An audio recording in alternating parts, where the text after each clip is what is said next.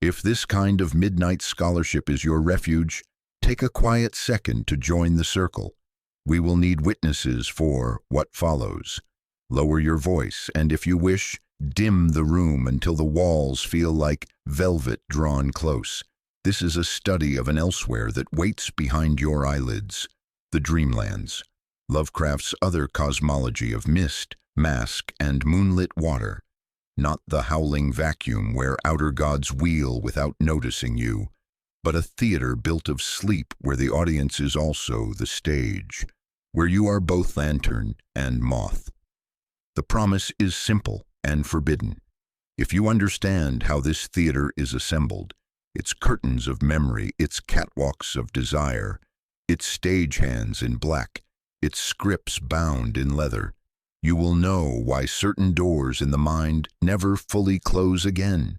Knowledge is a cost. You pay in certainty. We begin not with screams, but with silk, with a white ship sliding from a gray harbor, with a river called Near and a city called Celepheis that glows like coral under a steady moon, with the cats of Ulthar who will not suffer the killing of a cat, with a window opened by a key made of silver cold as starlight, fitting a lock that has no edge and no hinge and no mercy. The Dreamlands are everything the waking world finds too deep to stand in daylight, and so the Dreamlands wait for night, for fog, for the soft slap of dark water against basalt piers. Consider what waits in the space between sleep and waking, where geography becomes psychology and attention bends reality like gravity bends light. This is not cosmic horror of tentacles bursting through barriers, but the horror of intimacy, a landscape that knows you better than you know yourself, that responds to your deepest longings with architectural precision. The Dreamlands offer what the waking world denies, a place where desire shapes reality, where memory becomes solid ground, where the stories we tell ourselves in the dark take on flesh and stone. But understand, the Dreamlands are a literature that recruits, a map that changes the terrain beneath the reader. Every gift comes with fine print. The cats of Ulthar enforce their law with velvet paws and steel claws. The great ones of Kadath crave worship with desperate hunger. The silver key unlocks not just doors, but the very concept of locked and unlocked, self and other, dreamer and dreamed. In this series of chambers, we will trace their origin and definition, their transmission through authors, translations, cults, and maps, their mechanics, the principles by which an idea acts on a human life, their pantheon and predators, their cases and collapses, their philosophy and their modern echoes. Each chapter will pull one more veil across the stage, even as it draws a blade to lift the curtain. You may think you are safe if you only observe. That spectatorship exempts you, but consider the paradox pairs: key and gate, veil and void, stage and audience. The door opens because you know it. The idea acts on you, and you feel it as pressure behind the eyes, like weather coming from unfamiliar stars. Names here are not decoration but instruments. Ulthar is not only a town, it is a law. Dilithlin is not only a port, it is a policy written in black basalt. Leng is not only a plateau, it is the chill that teaches you which directions to avoid. Cats are not only companions, they are ferrymen with whiskered passports. The silver key is not only metal, it is your willingness to repeat a name until the name repeats you. This is a cosmology built on the principle that consciousness does not illuminate reality, but calls it into being through observation. The Dreamlands operate on the assumption that awareness creates the universe moment by moment, and that the universe, once created, begins to dream back. The stakes are modest to the ear and immense to the bone. Learn the grammar of this place, and your dreams will acquire better manners and worse appetites.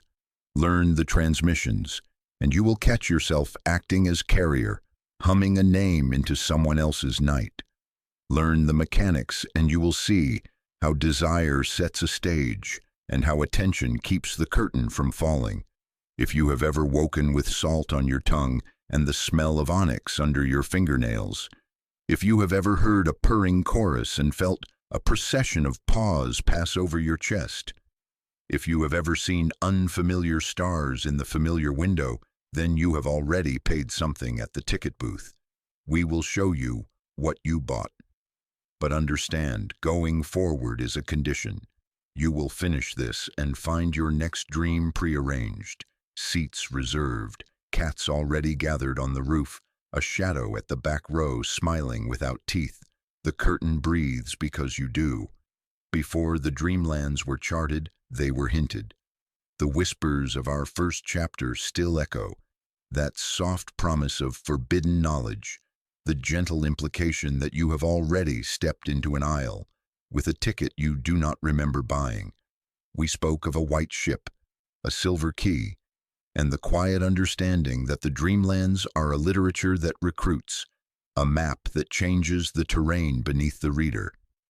Now we trace how this vast theater of sleep first presented itself, not as sprawling empires of night, but as narrow corridors, single windows with unfamiliar stars, glimpses of an elsewhere that beckoned with subtle, insidious pull. The earliest Lovecraftian dreams were fragments, whispers from behind fragile curtains. Polaris, 1918, establishes the template, a man at a window, aurora playing like green fire on ice, a voice in a dead tongue calling him to a watch he fails to keep. The dream is duty and guilt. The waking is accusation. Already the geometry tilts. You sleep to remember, you wake to forget. The idea moves first, establishing the rule that will govern everything. Consciousness does not control the dream. The dream conscripts consciousness. This early story sets a principle. The window becomes a wound. The stars become witnesses. And your dreams have been reporting to someone else all along. The White Ship, 1919, brings water into the lexicon, and with it, the principle of guided passage. Lighthouse keeper Basil Elton sees a ship that arrives when the moon is full. A solemn bearded pilot beckons without speaking. They pass isles of wonder, Czar, Thalarian, Jura, Sonanil, names like masks that confer feeling, each a room on a stage you enter by silence. These names are functional sigils, keys that turn in the lock of longing. Elton chooses the forbidden direction beyond the last light to Cathuria, the land of hope. The ship passes the edge of the world. The sea becomes a black curtain. When he wakes, the lighthouse has fallen.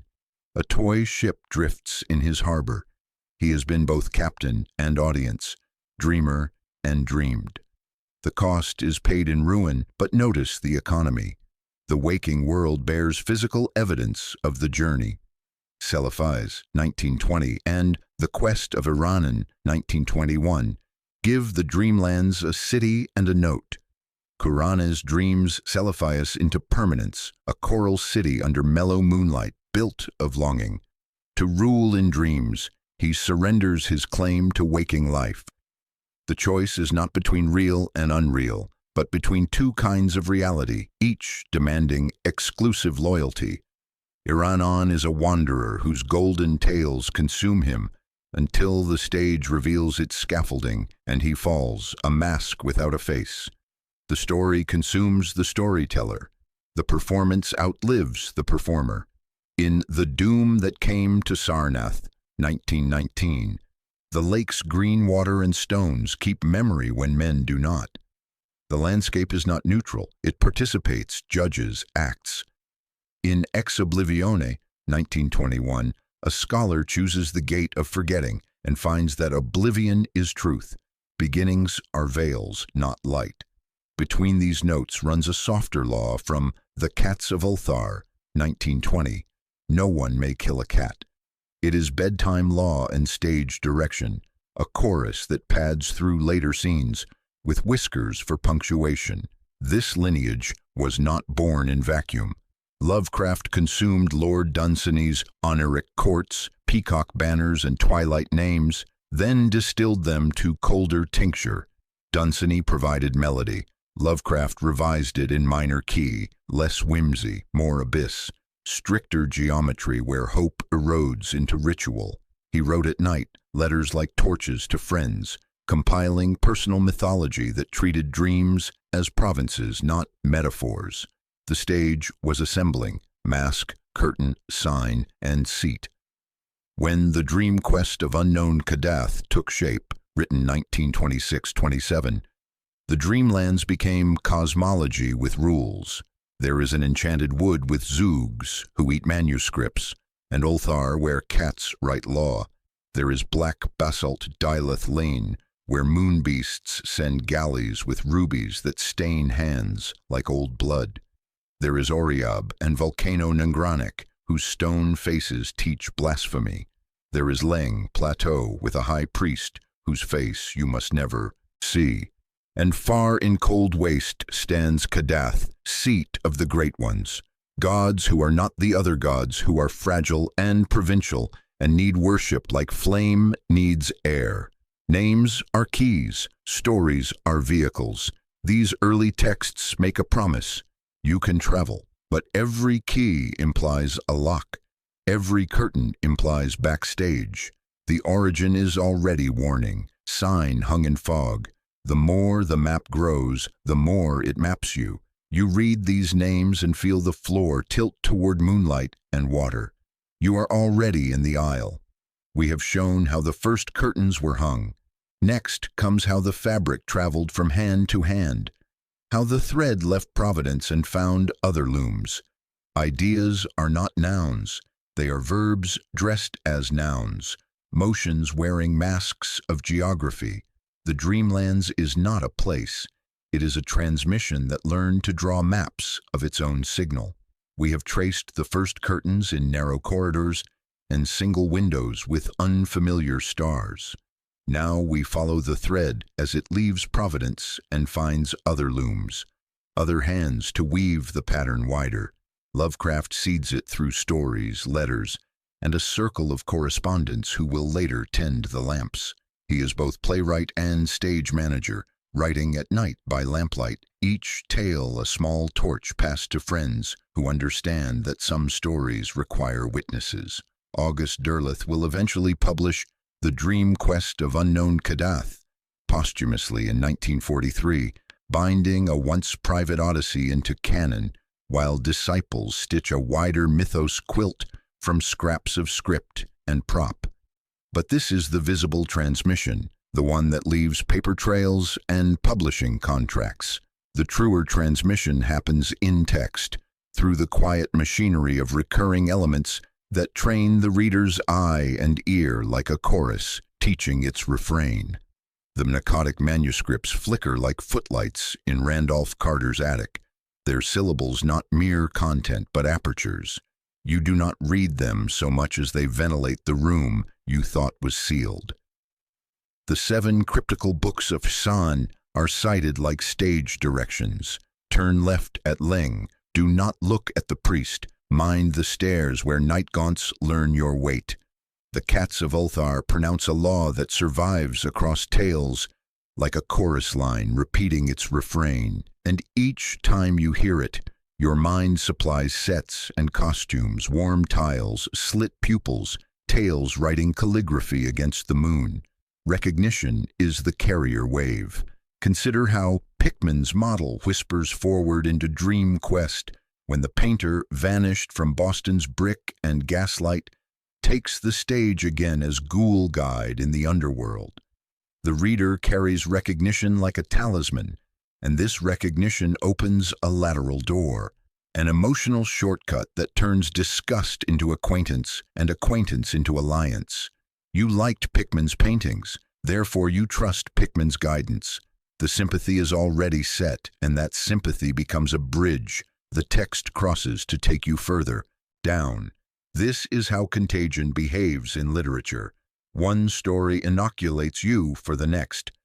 In The Silver Key, 1926, the transmission is objectified, a physical key from an ancestral trunk, cold metal crowning a stack of letters becomes a lockpick for reality itself. You can feel the weight of lineage in your palm and hear the faint metal-on-metal echo when Carter turns it in air. Through the gates of the Silver Key, with E. Hoffman Price, accelerates the signal into wider bandwidth, converting the Dreamlands cartography into cosmology. Under Umar at-Tawil's gaze, identity dissolves into repertory, and every self becomes a role in a company that performs across worlds, the cast list rolling past your closed eyes in glyphs that briefly mean you. Outside the Storyhouse, transmission becomes cartographic and communal. Fanzines sketch Uth Nargai and the sky in pencil fog, annotations like tide marks along the margins. Amateurs become surveyors, their compasses calibrated by nostalgia. Readers trade mental passports, swapping stamps that smell like printer's ink and sleep. Chaosium's game books will later systematize travel, tariffs, and encounter tables. But even before the dice, there were rules in the hearts of readers, rules shaped by cadence and repetition. Academic essays treat the Dreamlands as modern epic of longing, noting with clinical tenderness how Kuranis annexes a city by memory alone. Influence arcs laterally to Clark Ashton Smith's Zothique, another dying earth of vinegary wines and bone dust, and forward to comics and games that raise cathedrals of dream from these foundation stones. Neil Gaiman's Sandman gives kingship to dream and codifies rules Lovecraft implied. Video games like Bloodborne re-enchant night streets with logic that merges dream and nightmare.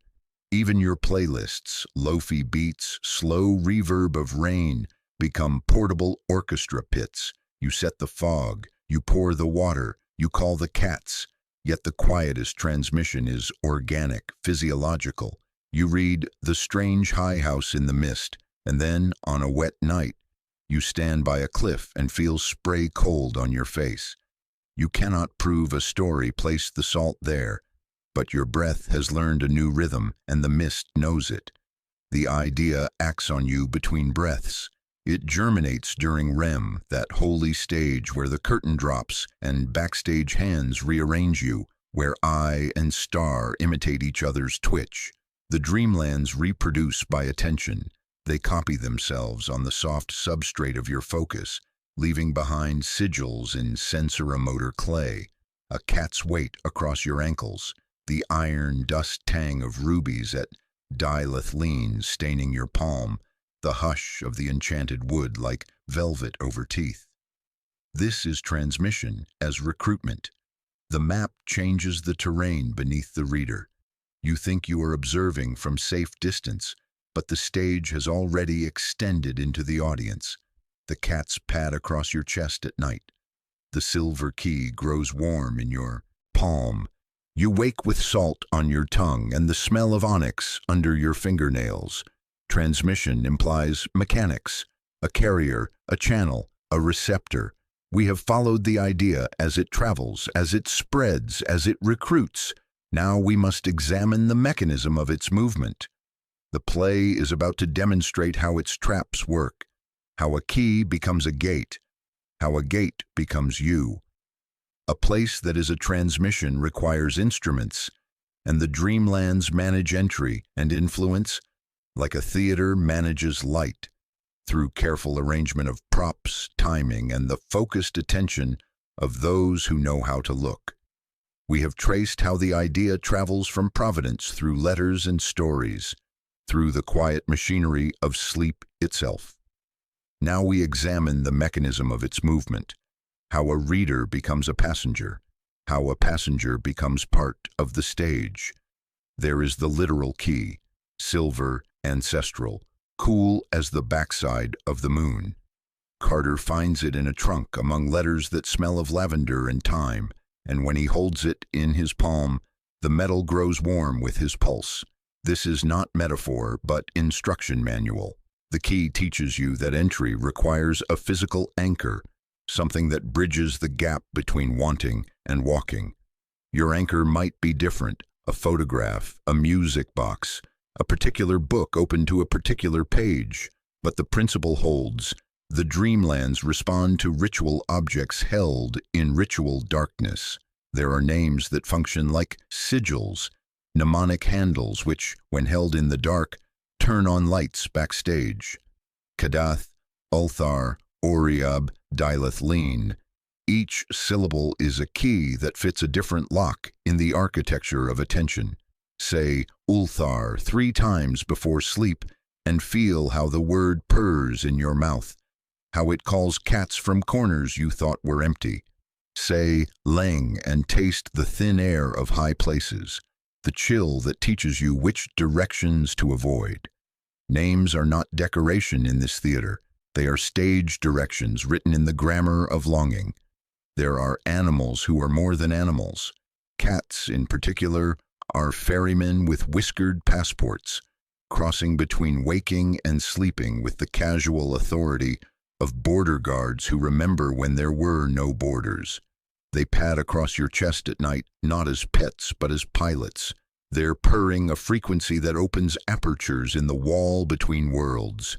Notice how cats in Ulthar write law, how cats in the underworld guide Carter through bone passages, how cats throughout the Dreamlands move with the confidence of creatures who know which shadows are doors. There are prohibitions that work as physics. Do not look upon the high priest's face. Do not kill a cat. Do not trust moon beasts. These are not moral guidelines, but operational parameters, the weight-bearing walls of a reality that runs on different principles. The pressure of taboo is gravity you feel in your sleep, the pull that keeps you from floating away into spaces where your mind would come, apart like tissue in water. Mechanically, dreams are thresholds layered like curtains. Hypnagogia is the first drape, threads of color and sound that teach your eyes to see differently. REM is the main drop, where the real show begins. Lovecraft intuited this structure. If you bring ritual into hypnagogia, repeated names, objects held, a room darkened precisely, the show will begin on time. The lighthouse keeper waits for the full moon. Carter reads until the key is warm in his palm. Kuranis lies flat and recites what he has lost until the city finds him and makes him king of his own ache. You too have rituals you perform without calling them rituals. The same pillow angle, the same whisper, the same music bleeding through headphones into the dark. A ritual is just the mind telling itself a story it believes enough to walk into. The Dreamlands recognize sincerity of repetition, the devotion of small gestures performed in the faith that somewhere, someone is watching. Once inside, the Dreamlands operate through attention economy. Cities that are loved persist. Streets that receive no footfall crumble into pulp and shadow. The great ones require worship, like flowers require sunlight. The other gods, elsewhere in the cosmic dark, require none. This asymmetry is a clue to the engine. The Dreamlands are not indifferent cosmic void, but hungry theater, desperate for audience, for focus, for the warm regard that keeps their stages lit. That is why their harbors gleam and their rubies glitter, why their forests press close with damp leaves, why fog thickens like velvet in the orchestra pit. You are supposed to keep looking. Your gaze is their fuel. Corollary, knowledge is contagious. The law of Ulthar travels between minds and becomes a color for cruelty. The story, Pickman's model, primes you to like and then recognize a ghoul. When Carter meets Pickman in the underworld, your sympathy is already set, and that sympathy becomes a bridge the text crosses to take you further down. You become complicit not through choice, but through recognition, through the simple act of following a character you have learned to trust. The idea acts on you, and you feel it as warmth behind the eyes, as pressure in the temples, as the certainty that you have been here before. Notice how dreams enforce paradox pairs. Keys open gates, but gates also key you, fitting you to their particular locks. Veils hide voids, but voids teach veils their shape. Give them weight and purpose. When Carter passes through the ultimate gate, as Umar at-Tawil shows it, the act of crossing rearranges him into a new instrument, a flute in cosmic wind, played by forces too vast to name. He is both player and played, observer and observed, the one who travels and the medium through which travel becomes possible.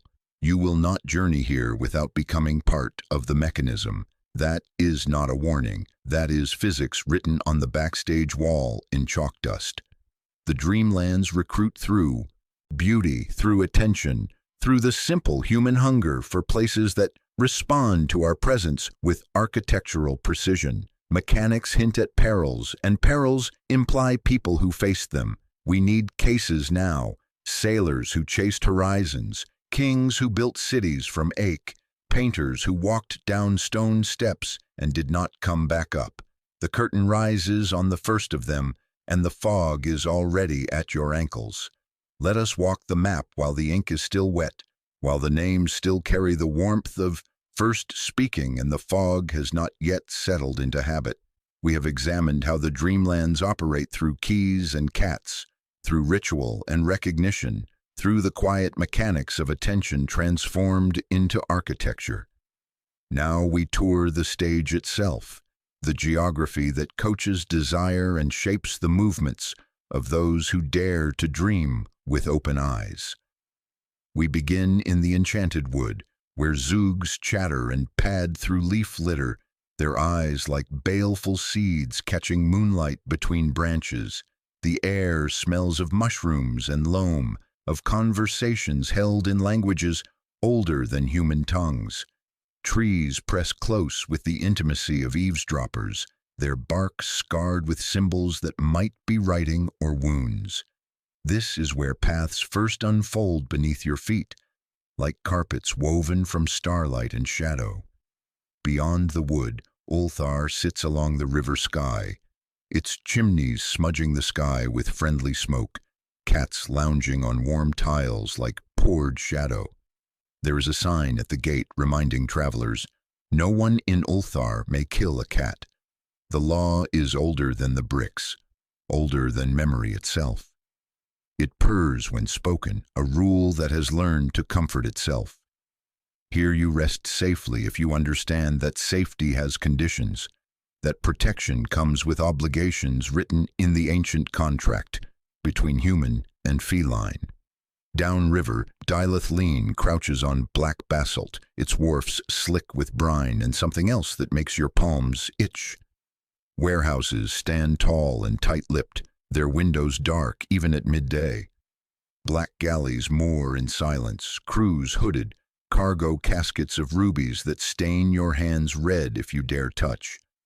Moon beasts trade here, and that is reason enough to keep your hood low, your questions unasked.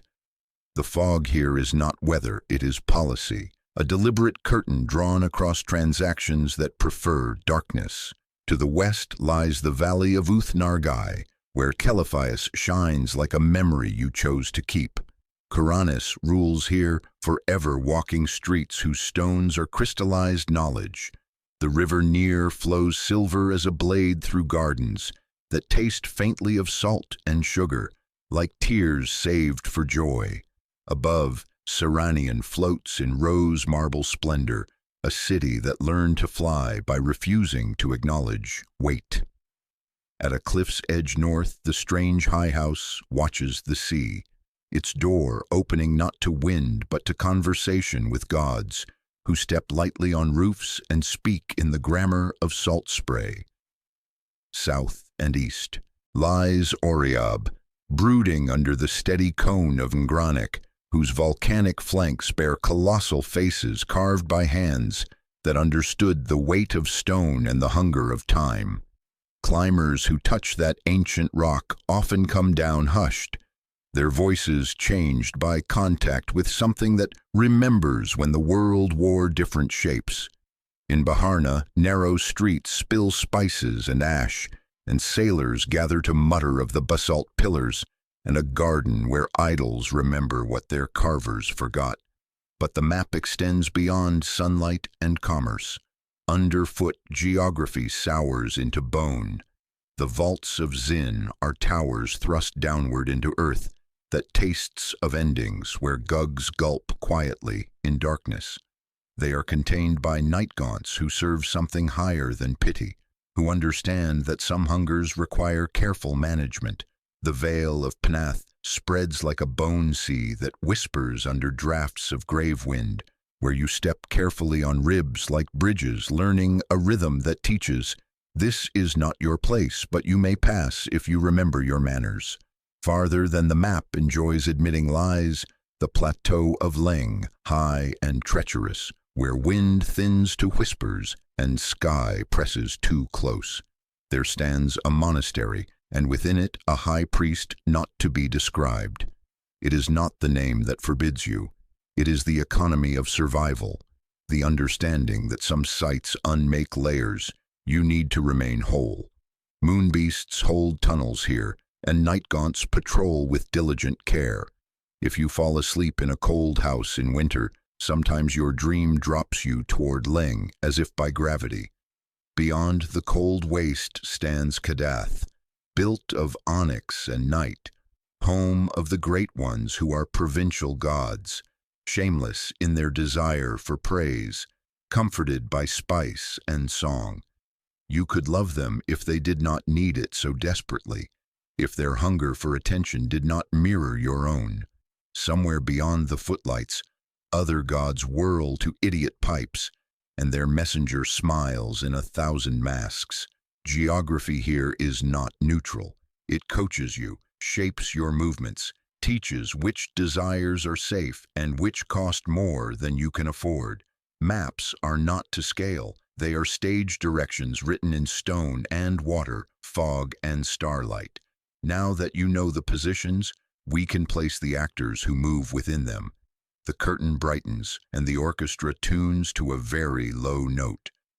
On the stage of onyx, the great ones preen beneath their mellow constellations, small gods of Kadath who crave the incense of notice and the warmth of whispered names. Do not confuse them with the other gods, for these provincial deities are almost charming in their neediness, basking like cats on warm stone, listening for footsteps on their stairs. They rely on attention the way a lantern relies on oil, and their smiles are masks lacquered with your gaze. They are gods made of longing, sustained by the same hunger that drives dreamers to their coral shores. Just beyond the orchestra pit, where the cold begins and mathematics breaks down into shriek, the other gods dance to the piping of Azathoth at the center of everything. They do not need you. They are the backdrop that cannot be painted, the silence that gives sound meaning, the darkness that teaches light its edges. They are the ultimate audience, but an audience that does not watch, does not care, does not even perceive. They are cosmic indifference made manifest. Between these extremes stands a singular actor, Nyarlathotep, the crawling messenger, the man in black at the back of the theater who smiles when you finally notice him watching. In Dream Quest, he appears as the pharaoh who guides, betrays, and guides again, the only entity who can move between Kadath's comfortable needs and the idiot chaos without burning. He is simultaneously stagehand, ticket taker, and director, the one who knows all the exits and enjoys watching you discover there are none. He does not require worship to notice you. He notices you because you are noticing, because attention itself is his medium, his message, his method. There are older powers with different etiquette, entities who predate the theater's current management. Nodens, lord of the great abyss, rides sea winds and hunts night gaunts with the casual authority of one who remembers when the stage was smaller. His appearance is like a cold hand propelling a pawn 2 squares at once, changing the game without explaining the new rules. Salt gathers on your tongue when he passes, and gulls wheel without calling.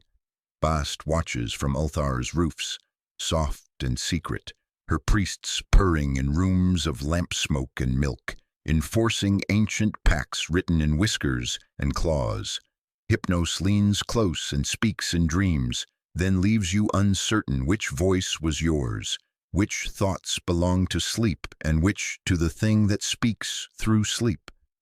Below the footlights, the cast broadens into creatures that serve as both characters and stage directions. Zoogs skitter through the enchanted wood, nibbling manuscript edges and spreading whispers that taste of ink and moonlight. They are the principle that stories consume themselves, that every tale devours its own margins. Night gaunts, sleek and faceless, enforce a higher choreography with touches that are both violation and rescue. Their oil-dark skin is cold velvet, their grip lifting dreamers between vaults on wings that make no sound. They are the principle that help comes in forms you cannot love, that salvation wears the mask of terror. Gugs loom like towers with barred mouths, appetite arranged vertically, every meal a confession pried through iron. They are the principle that hunger is architecture, that desire builds its own prisons. Ghouls are memory turned inside out, human faces taught to love bone, civic and courteous in their tunnels, trading ladders and favors with professional pride. If you admired Pickman's canvases, they admire you. If you learned their steps, you will not stumble in the Vale of Kadath. They are the embodiment of recalibrated horror, the familiar made strange, then made useful. The high priest, not to be described, sits at Leng's heart like a knot in the board, a placeholder for a rule your mind cannot safely encounter. He is theater logic, an empty mask facing the audience so that each watcher supplies the forbidden face. Speak any definitive name and you collapse ambiguity into harm. Keep the veil and you preserve the layer that lets you walk without falling through the floorboards. And then there is Umr at-Tawil, the ancient one at the gate, less character than principle incarnate. Every identity is a costume rented from a wardrobe too wide to see. Every self a role in a repertory company that performs across dimensions. Note the deeper principle that governs this pantheon. Entities in the Dreamlands are not only actors, they are instructions written in flesh and shadow, rules disguised as personalities. Nyarlathotep instructs you that the stage can reach into the audience, that observation is participation, that watching changes the watcher. The great ones instruct you that attention sustains reality, that applause becomes architecture, that incense becomes mortar. The other gods instruct you that the void has no curtain, that indifference is the only true constant, that meaning is a local phenomenon in an otherwise empty theater. Cats instruct you to move in shadow, to understand that protection has conditions. Zoogs instruct you that stories eat themselves, that rumor is a living thing with teeth. Night gaunts instruct you that help comes in forms you cannot embrace, that rescue often wears the face of violation. Each encounter is a mechanic disguised as a person, a rule wearing the mask of character. You have been learning these instructions through rehearsal. Night after night, you adjust the pillow to the same tilt, darken the room to the same charcoal, let the rain pour through the same speaker. The house lights dim, the orchestra pit hums like distant water, and the cats gather on the roofline. Sometimes the faceless glide in and lift you from sleep, cold hands at your ribs, and the old paralysis becomes choreography. The stage has been extending into the audience all along, until you realize you are standing where the curtain brushes your wrists. Now we must see these instructions applied in practice, where choices and costs carve individual characters into universal laws, where three dreamers learn what it means when the idea acts on you. Three cases in moonlight reveal the machine behind the mist, each opening like a door you thought was wall. We have examined the geography that coaches desire, the entities that serve as instructions, the mechanics of silver keys and purring cats.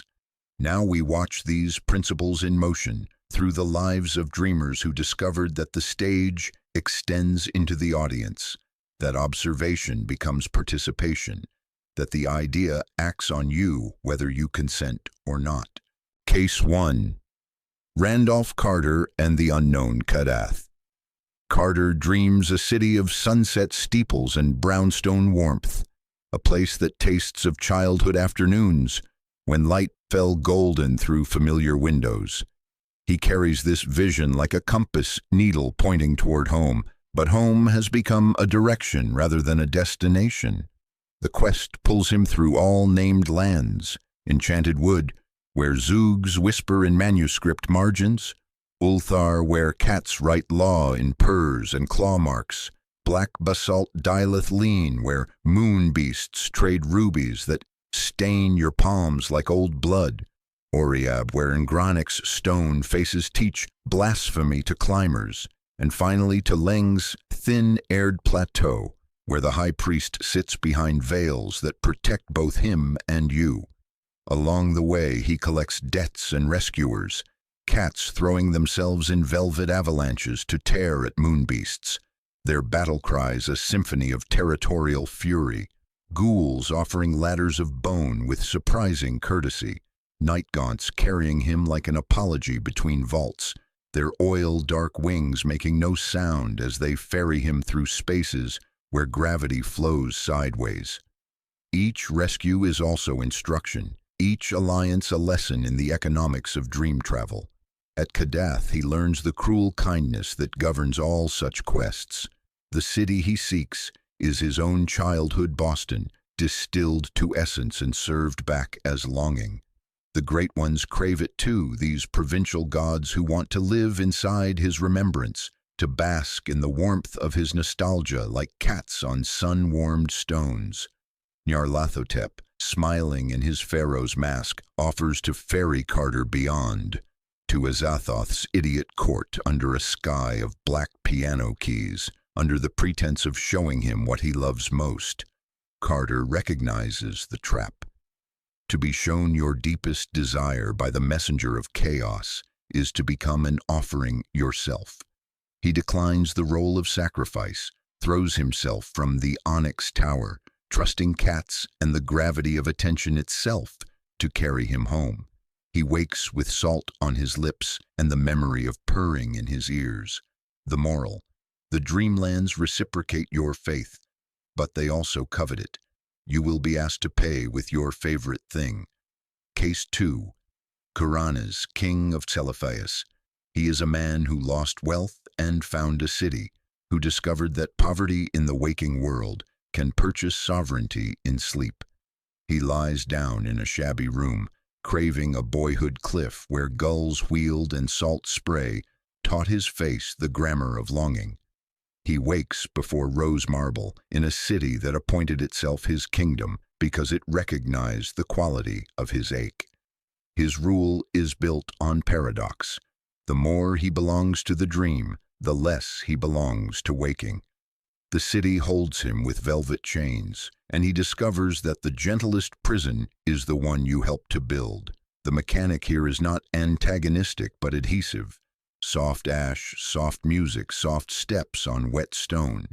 Telephaios responds to the sincerity of his need, but the response carries conditions written in the fine print of dawn.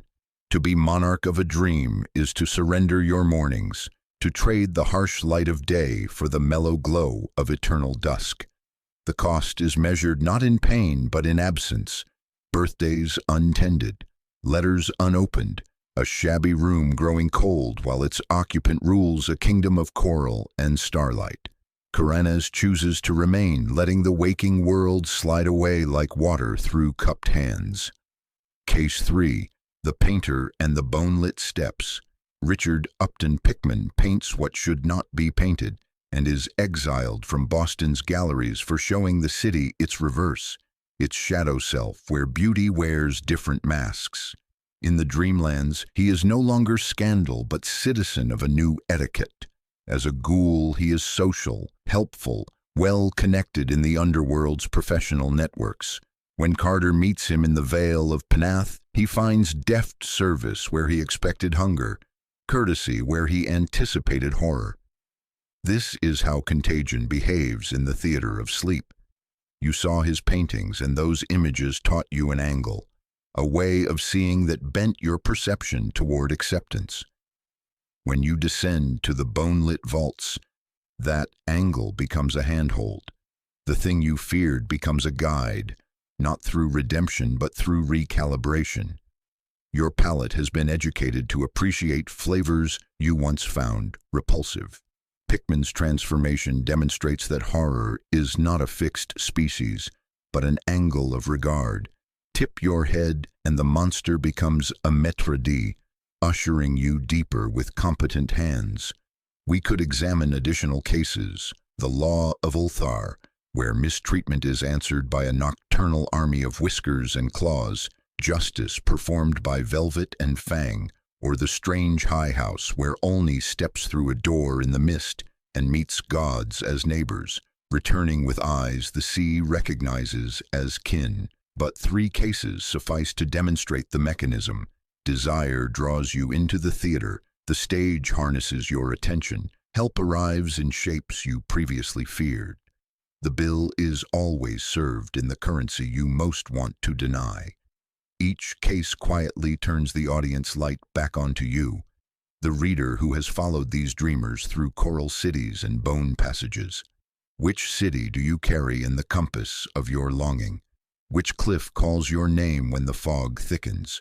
Which painting first taught you how to love what should not be loved? The curtain does not fall, it thickens, and you realize you are standing where it brushes your wrists, where the stage has already extended into your seat, where the idea has been acting on you all along. Step back from the props, from the coral cities and bone-lit steps that have carried us through 3 cases in moonlight. The curtains smell of dust and salt, and the boards remember the weight of dreamers' feet. But the principle humming behind the stage is cleaner and colder than any mask. We have watched Carter chase his childhood Boston through onyx halls, seen Karanes trade his mornings for a crown of rose marble, observed Pickman's transformation from scandal to citizen of the underworld. Now we examine the mechanism itself, the deeper current that converts attention into architecture and desire into transit. The Dreamlands are a system that operates on collaborative reality, a theater where consciousness and cosmos create each other through sustained regard. The actors wear masks that teach, the cats purr policy into law, the rubies glitter to harvest your gaze. But the deeper principle is not about cats or galleys, moon beasts or great ones. It is about you as a node in a circuit that extends far beyond any single dream. You are both power source and destination, the current that flows through the system and the device the system powers. Lovecraft's cosmic indifferentism declares that the universe does not care. The Dreamlands respond with complementary truth. Care is indeed a local force, but local forces can shape habitable illusions, can carve pockets of warmth in the cosmic cold. These philosophies are not contradictions, but nested realities. Stage within theater, theater within night, key within gate, veil folded against void. Identity here is revealed as a costume room, stocked with infinite possibilities.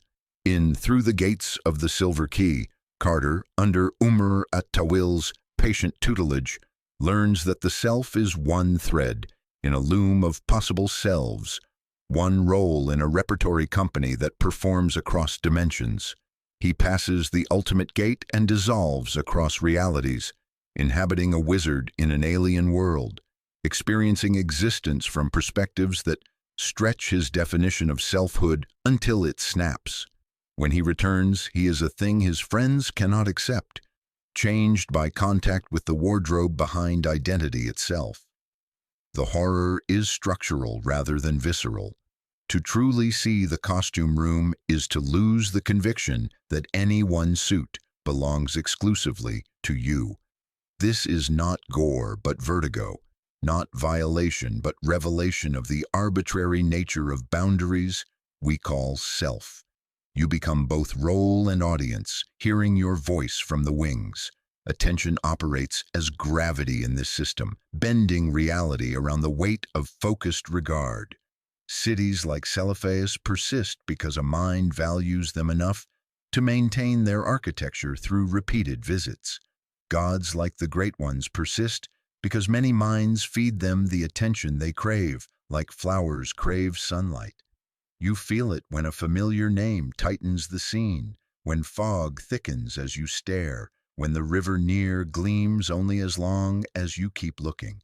You are not merely seeing, you are waiting, paying in focus, and the coin spends itself whether you notice or not. But not all entities depend on this economy. Night gaunts and ghouls are older, less negotiable, currents that flow regardless of applause. They represent the infrastructure of dream itself, the stage machinery that operates, whether or not there is an audience to appreciate its work. Nyarlathotep serves as teacher of irreversibility, demonstrating that once you recognize the manipulation, you are already inside it, already holding your ticket stub like a sign in your hand. He moves through the house, changing the temperature, swapping scripts, pressing a finger to your throat as if checking a pulse that belongs to the building. He does not need devotion. He uses attention as rope, curiosity as winch. When he smiles, you feel counted. When he withdraws, you keep reading the air for his shape. His lesson is that observation is participation, that the act of seeing changes both seer and seen. The void is not negation, but backstage, the raw silence from which all performances take their cues. Azathoth's court represents the ultimate theater space, empty of set, light, and audience, the pure potential from which all stories emerge and to which they return. To be sent there is not punishment, but stripping away, the removal of all props and costumes until only pulse remains. The ultimate fear for a theater built on attention is a room without eyes, a performance without witnesses. That is why the Dreamlands maintain their atmospheric effects, thick fog, black water, mellow moonlight, to hold your gaze and prevent it from wandering toward the exits. Here we reveal a twist that has been present from the beginning. Entities in the Dreamlands are not merely characters, but principles incarnate. The high priest, not to be described, embodies the rule that human consciousness survives by refusing to name certain shapes, by maintaining protective ignorance about forces too large for the mind to contain. Nodens represents the principle that older currents sometimes bear you up when you least expect rescue. Bas demonstrates that softness can hide teeth, that protection comes with conditions written in ancient contracts between species. The Zoogs embody the rule that rumors consume the manuscripts they inhabit. The Dreamlands, then, function as a manual disguised as a landscape, a set of instructions wearing the mask of entertainment. As you read the manual, it reads you, adjusting its lessons to your particular needs and vulnerabilities. The idea acts on you with surgical precision. This is the philosophy that underlies all the coral cities and bone passages.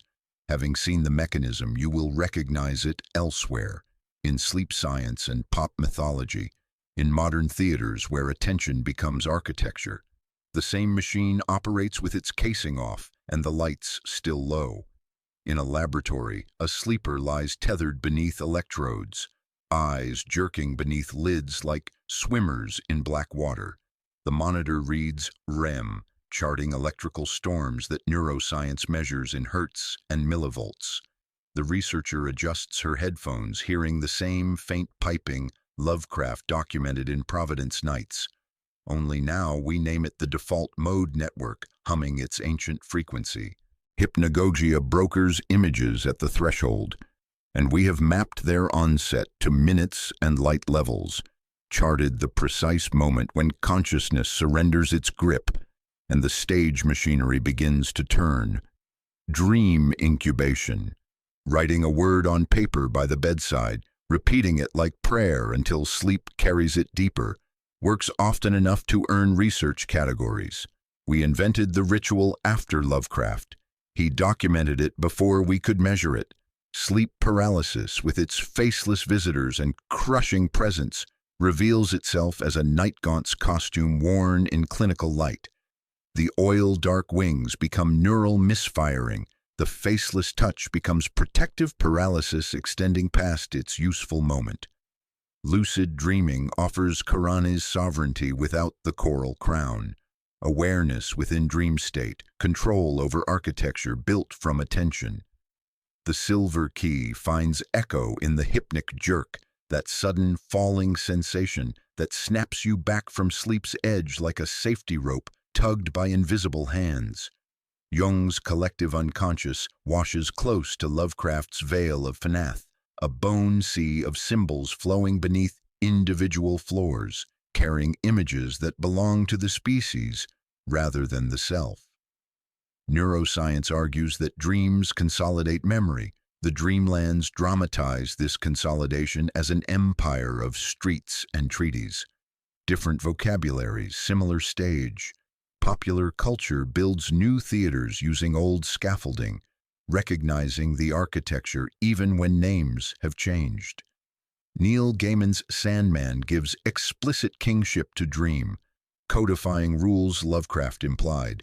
Responsibilities, borders, the terrible expense of meaning.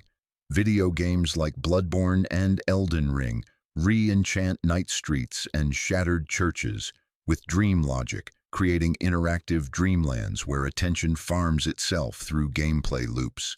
Players navigate fog-shrouded landscapes, collect forbidden knowledge, face entities wearing cosmic horrors masks, while serving entertainment's mechanics. Even your playlists participate in this modern theater. Lo-fi beats and slow reverb of rain function as portable orchestra pits, curating fog and atmosphere through speakers that purr electronic approximation. You set the fog, pour the dark water, call cats from algorithms that learn your patterns. Bedtime YouTube becomes a velvet aisle, leading to digital Ulthar, a town where the law is comfort and no one questions the recommendation engine's gentle tyranny. The platform builds personalized dreamlands from your viewing history, feeding variations on approved themes, constructing architecture from your attention's weight. But danger threads through these new theaters, shadows echoing old warnings. Addiction to digital stages can invert day and night, making artificial more compelling than actual. Khura'in becomes parable for endless scrolling, choosing curated comfort over unfiltered reality's harsher light. Pickman's transformation warns that sustained exposure to the grotesque reshapes your palate. Curiosity becomes appetite, appetite becomes identity.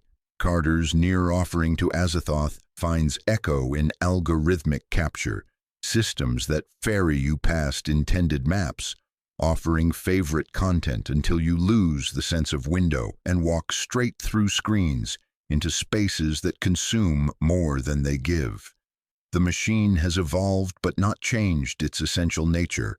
Attention fuels architecture, and architecture demands more attention. Social media platforms build empires from your gaze. Streaming services weave narratives from viewing patterns. Each system promises what the Dreamlands offered, places where desires shape reality, where attention has weight and consequence. The old flute still pipes under the data, drawing moths and making air taste of lightning. So what then, knowing this? The Dreamlands were never instruction to abstain from stages, never warning to avoid theaters entirely. They were instruction to understand cost and choose with open eyes, to recognize when you are being recruited and decide whether the price merits payment. Cats can carry you back if you remember to call them, if you maintain connection to forces older than any platform or medium. Names are keys, but keys can be set down when doors open to rooms you don't wish to enter. The void is not your enemy, but reminder that your stage is local, temporary, precious, built from attention you choose to give. If meaning is local, then locality becomes precious. and your small rituals are architectural. Pillow tilt, lamp off, rain loop, breath counted like steps to private balconies. The ritual works because it always has, because attention still builds staircases, because expectation still oils the hinges of gates. Refuse the bargain and curtains still breathe. Accept the bargain and curtains still breathe. The difference is whether you know their rhythm ties to your own. If you are still with us after this journey through coral cities and bone passages, through sleep labs and digital theaters, you have learned enough to walk out under actual stars and decide which windows deserve your face, which screens earn your gaze, which dreams merit the currency of your nights. Choose sparingly, and cities you love will persist. Choose heedlessly, and you will find yourself attending dozen plays you don't remember buying tickets for. We are almost done with this particular performance. There remains only the return, the circular echo every well-constructed theater demands, where opening lines come back transformed by everything that followed. The white ship waits at the wharf where we began. The fog knows your name now, and you know its. The curtain breathes both veil and void, and you understand why it must. We began with silk and a ship, with the promise that midnight scholarship requires witnesses and that knowledge costs certainty. Return now to the harbor where basalt holds night like a secret in its pores. The moon hangs full and patient. Water taps stone with careful knuckles that count the rhythm of your pulse. The white ship waits without lanterns, its paint the color of milk poured over shadow. The bearded pilot still and eternal as a statue whose eyes move only when you look away. You have learned through 10 chambers that the Dreamlands are not refuge so much as contract. Attention for architecture, memory for maps, desire for passage. You step aboard with different eyes, eyes that have watched Carter chase his childhood through onyx halls, seen Karanas trade his mornings for a coral crown, observed Pickman's metamorphosis from scandal to citizen of the underworld. You see the ropes as sentences now, feel the deck as a page that responds to the weight of your regard. The ship moves with the authority of completed ritual, gliding through harbor water that smells of salt and tar and something older than wine. You pass familiar aisles, but their meaning has deepened like shadows at dusk. Czar's ancient dreams gleam in their amber of perpetual longing, no longer mysterious but understood as monuments to the power of sustained attention.